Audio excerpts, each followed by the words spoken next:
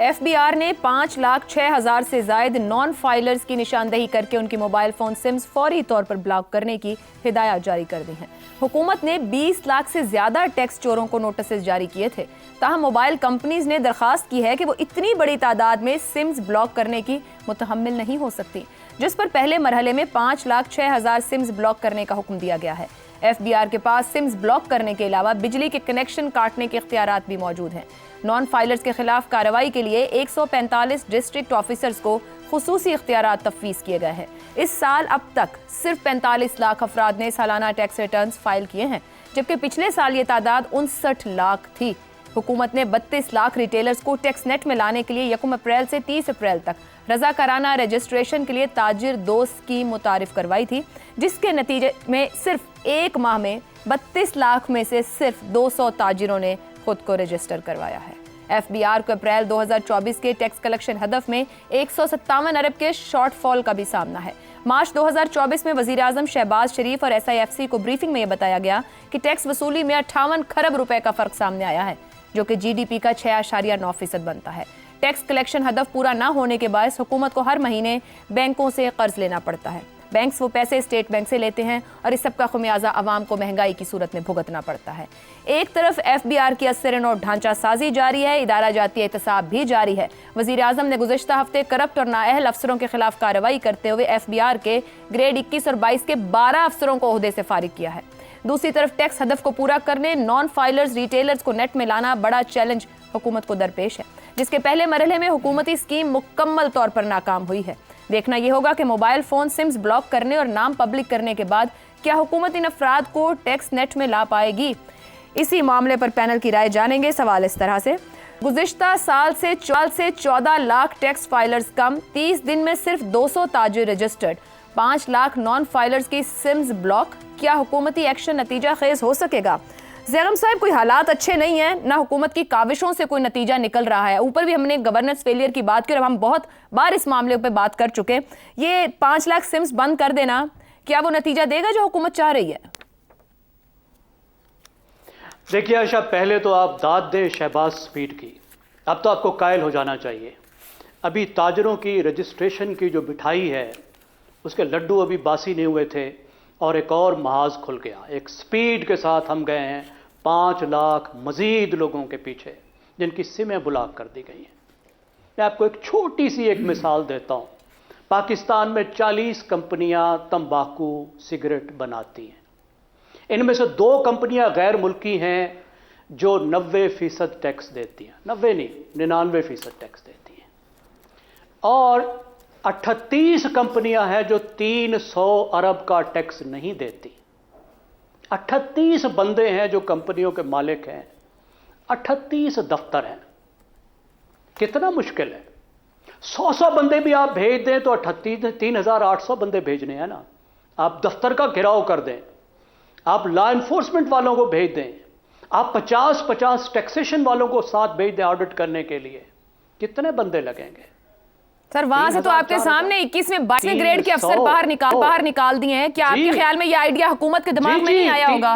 क्या आपकी इंतजामिया के लिए, एग्जेक्टिव के लिए मुमकिन नहीं है ये इतने से लोगों को पकड़ना? क्यों नहीं है? आप मुझे बताएं, 500 सिमें जो है वो ब्लॉक करनी, 5 लाख लोगों के पीछे जाना ज्यादा मुश्किल है या 38 लोगों के पीछे जाना मुश्किल है, जहां पे यकीनी 300 अरब का टैक्स है? तो मसला क्या है? अब देखिए, मसला वही है, ये आनिया जानिया है जो तुर्रा इम्तियाज है इस हुकूमत का, मुस्लिम लीग नवाज का, शहबाज शरीफ का।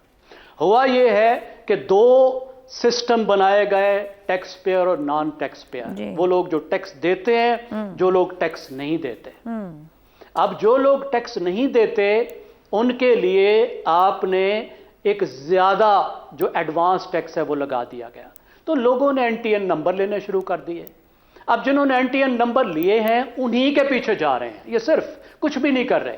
उनके जो लिस्ट में आ गए NTN नंबर वाले, जिन्होंने किसी भी वजह से NTN नंबर ले लिया, कोई छोटा मोटा काम करना था, अब उसके पीछे दौड़े लगा रहे हैं, ये टोपी ड्रामा कर रहे हैं। देखिए, स्टीफन डरकॉन एक बहुत मशहूर इकोनॉमिस्ट है ब्रिटेन के, उन्होंने किताब भी बड़ी मशहूर लिखी है, गैम्बलिंग ऑन डेवलपमेंट। वो कहते हैं कि पाकिस्तान में जो टैक्स का अदा ना करना है, ये पाकिस्तान की अलीट बारगेन का हिस्सा है।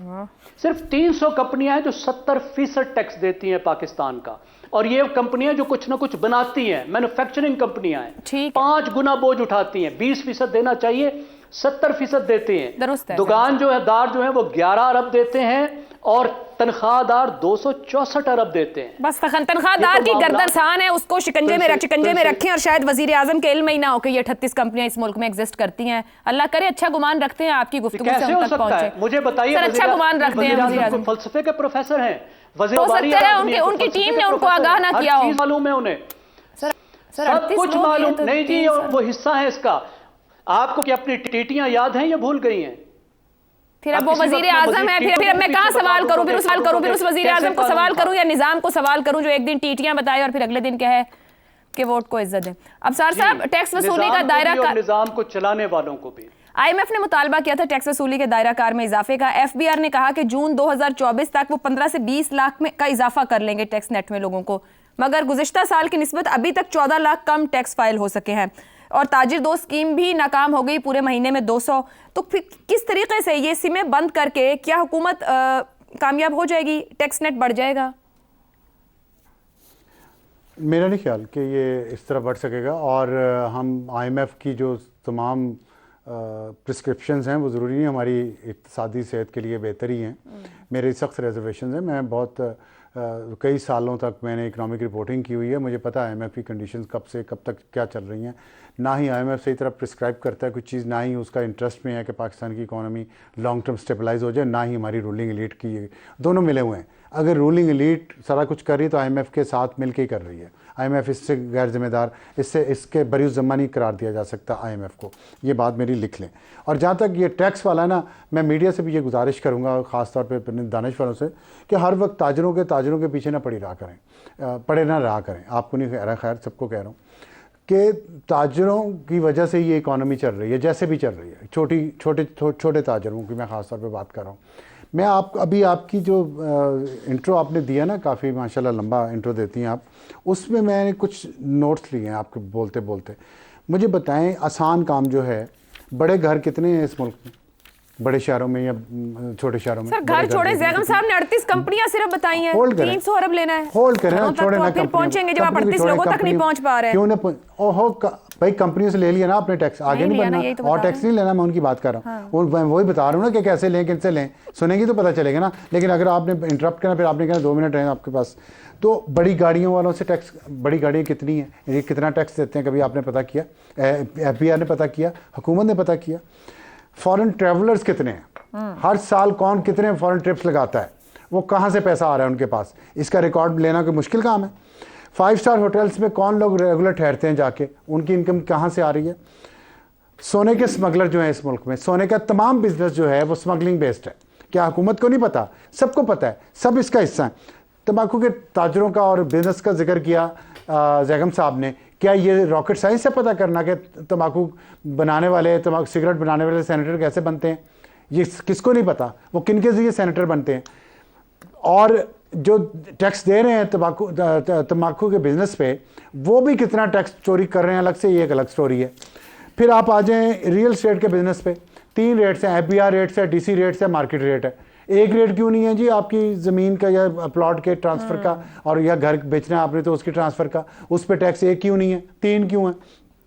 इसके बाद आ जाएं बड़े ताजर जो हैं, ये जितना स्मगलिंग का माल आपको दुकानों पे नज़र आ रहा है, आप छोटे ताजरों को छोड़ दें, उनकी जान अभी फ़िलहाल, और ना ही इतने मुश्किल मुआशी हालात में आप छोटे ताजरों पे सिमें बंद करके, बिजली बंद करके टैक्स नहीं इकट्ठा कर सकेंगे। ऊपर से शुरू करें, ऊपर से नहीं करते, नीचे से करते ताकि रौला पड़े और फिर काम ठप हो जाए और फिर हम आगे चल पड़े, एक किस्त आ जाए उसके बाद आगे चल पड़े। ये सब मिल मिला के सब कुछ हो रहा है। शहजाद साहब, ये 5 लाख से जायद सिम्स ब्लॉक करना जो ब्रिलियंट आइडिया है, अब FBR टैक्स वसूली में नाकाम है, कई मामला है, हमने ऊपर जिक्र भी किया। जिम्मेदारी किस पे डालें? FBR पे, ब्यूरोक्रेसी पे, सियासी विल के फुकदान पे?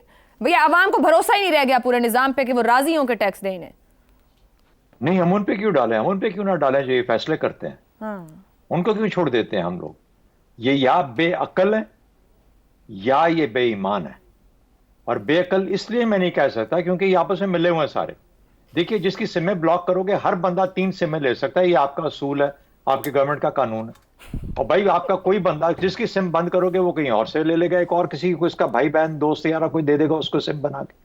इसमें क्या फर्क पड़ेगा? आप एक निजाम जो चल रहा है उस निजाम को छेड़ते हो। आप बेईमान इस वजह से हो कि जिसका पता है कि जिसकी सिम बंद करनी है उसको जाके पकड़ते क्यों नहीं हो? उसको जेल में क्यों नहीं बंद करते? उसके अकाउंट सीज क्यों नहीं करते? उसके मामलात और एसेट्स का जाके इवैल्यूएशन क्यों नहीं करते?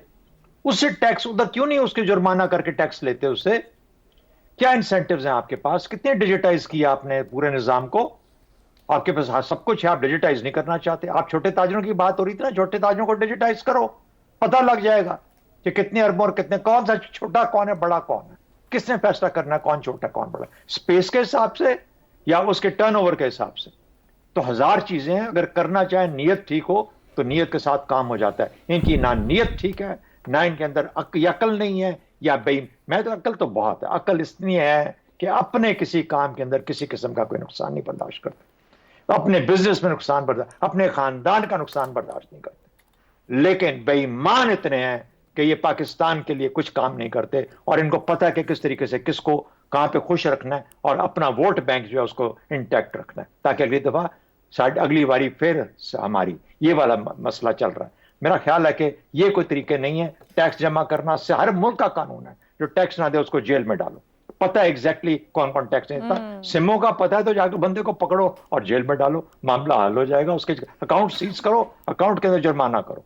ये बैंकों का, इशराफिया का, हुकूमतों का, हुकूमतों के जो बड़े लीडर्स हैं उनका, ये सब का आपस में लहाक है जिसने इस मुल्क को इस जगह पे पहुंचा दिया। करने को हो तो करने के सब रास्ते मौजूद हैं। ठीक है इफ्तिखार साहब, 2023 की रिपोर्ट बताती है कि एफबीआर के 10,000 से ज्यादा जो सरकारी मुलाजमीन है उन्होंने 2 सालों से टैक्स जमा नहीं कराया। अब मसला यह है कि जिम्मेदारी किस पे डाली जाए? एक निज़ाम बनाते हैं, कहते हैं अवाम को ना पूछो, अच्छा तनख्वाहदार को क्यों पूछा, अच्छा बिजनेसमैन को क्यों पूछ लिया, फलां को क्यों पूछा, क्यों नहीं पूछा? जिम्मेदारी किस पे डालें? कैसे टैक्स इकट्ठा होगा इस मुल्क में? क्या खूब बात कर दी आपने। ये जो दोस्त निज़ाम को चेंज करने के लिए सड़कों के ऊपर मिलियन मार्च करना चाहते हैं, क्या वो कोई तजवीज़ देनी पसंद करेंगे कि पाकिस्तान के टैक्स निज़ाम को कैसे बेहतर किया जाए? क्या इसके लिए कभी उन्होंने फ्लोर ऑफ द हाउस पे कोई तजवीज़ पेश की? क्या उन्होंने इस हुकूमत की, जिसके बारे में कहा गया है कि ये बेअकल हुकूमत है, इस बेअकल हुकूमत की इस बेअकली पर मातम करते हुए निशानदेही की कि बेअकली है क्या? देखें, तनकीद बहुत आसान है, बीमारी की निशानदेही करना बहुत आसान है। अब हमें बीमारी की निशानदेही करने के साथ उसके लिए दवाई की भी तजवीज़ करनी है। ये एक हकीकत है कि रज़ाकाराना स्कीम के बारे में बाकायदा अखबार इश्तिहारात दिए गए, बाकायदा तय किया गया कि किन लोगों से कहा जा रहा है कि आप अपने आप को इंदराज करवाएं।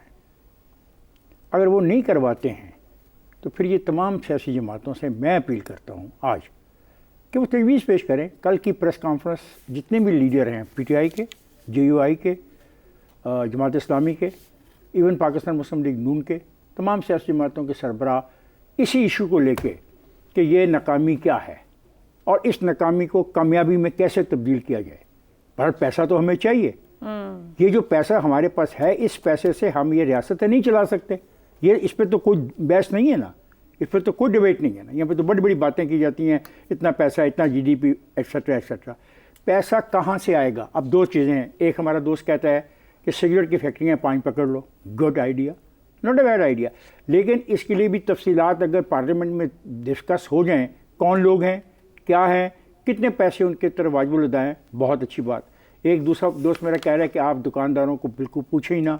एक दोस्त मेरा कहता है कि नहीं, दुकानदारों को भी पूछें। भाई, मैं ये गुजारिश करूँगा, ये मैं माने लेता हूँ ये एक नाकामी है। अब इस नाकामी के मुतबादल प्लीज़ पार्लियामेंट में जाएं और पार्लियामेंट में ये जो रज़ाकाराना स्कीम थी इसके चीथड़े उड़ा दें और इसके मुतबादल तरीका बताएं कि ये जो लाखों लोग नहीं आना चाहते स्कीम के अंदर, उनको कैसे लाया जाए। चलिए आप तजवीज़ कर दें। हाँ, हम नहीं चाहते कि रियासत अपने ज़्यादती करे या रियासत को जुल्म करे, लेकिन ये तो हकीकत है कि देना पड़ेगा। जिसके पास बड़ी गाड़ी है, अभी मेरा दोस्त कह रहा था बड़ी गाड़ी के बारे में, बिल्कुल ठीक, बड़ा प्लाट बिल्कुल ठीक, जो जिनके इतने कागजों पे मोहरें लगी होती हैं बाहर जाने की, बिल्कुल ठीक। मुमकिन है सल्ला करना स्कीम में उनको भी लाने की कोशिश। मुमकिन तो बहुत कुछ है इफ्तिखार साहब, बीमारी की निशानदेही भी है, दवा भी है, इलाज भी है। मैं मुतबादल मांगता हूँ, शिफा नहीं है, मैं मुतबादल मांगता हूँ ठीक है सियासी जमातों से कि आएं और इस स्कीम को नाकाम जब साबित करें और मुतबादल स्कीम दें। प्लीज, हमें पैसा चाहिए, रियासत को चलाना है। और इस मुल्क के हर शहरी को यह समझने की जरूरत है कि जब आप एक शनाख्ती कार्ड रखते हैं उसी तरीके से आपका एक टैक्स नंबर होना जरूरी है। अपने आप को डिक्लेयर करें और अपनी जिम्मेदारी का एहसास भी करें।